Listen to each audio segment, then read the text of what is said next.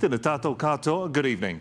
Prices keep going up. Inflation has hit a 32-year high with housing, food and fuel costs pushing the annual rate to 7.3%. That's up from 6.9% and higher than most economists expected.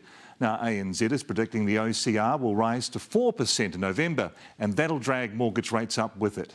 Economists are also worried about the price rises spreading through more and more items. 66% of all items monitored increased in price in the June quarter. Political reporter Amelia Wade has more. The thing about quiche, custard tarts and eclairs is you can't make them without eggs, dairy and flour.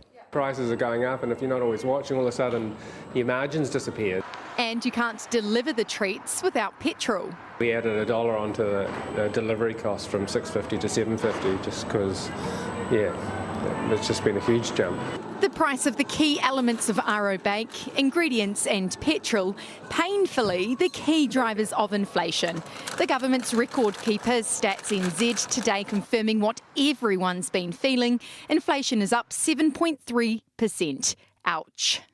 Right around the world, people are feeling the effects, and that's happening here in New Zealand. And it seems inflation is seemingly almost inescapable. It's not just one thing here and there, it's a lot of prices that are continuing to rise. That broad-based inflation is the sort of worry that we have when the Reserve Bank's trying to get things under control. Meaning your debt will likely get more expensive because to stifle inflation, the Reserve Bank has one tool, the official cash rate. Economist Brad Olsen is predicting it will climb another 0.5%. It's got a job to do, it knows what it has to do, but it is very uncomfortable. ACT wants the Reserve Bank Governor to curb inflation, or else. Adrian Orr has been asked to get inflation under control in the medium term. He needs to be held accountable. And National just wanting some accountability, full stop.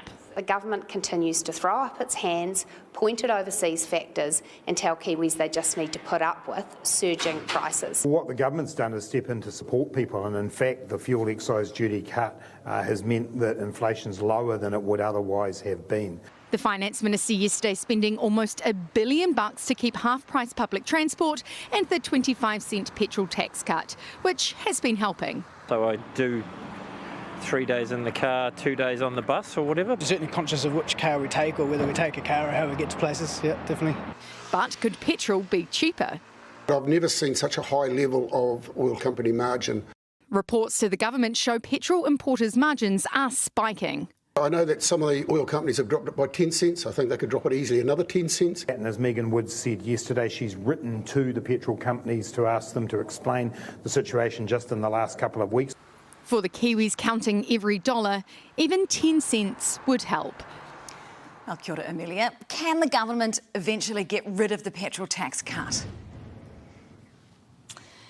Yes, Sam. Well, the government's going to spend the next year hosing down inflation because while economists say that this will probably be the peak of it, it's now going to be higher and for longer. And because Labor was in such a hurry to roll out the reaction to the spiking global fuel prices back in March, they've had to extend this tax cut on petrol and then extend it again to January. And in the process, they've backed themselves into a bit of a spot between a rock and a hard place. Either they attempt to wean Kiwis off cheaper petrol next year in an election year and risk getting back into government, or they continue to spend billions and keep the voters on side, while all the while subsidising a fossil fuel in a climate emergency. Tēnā koe. Thanks so much, Amelia.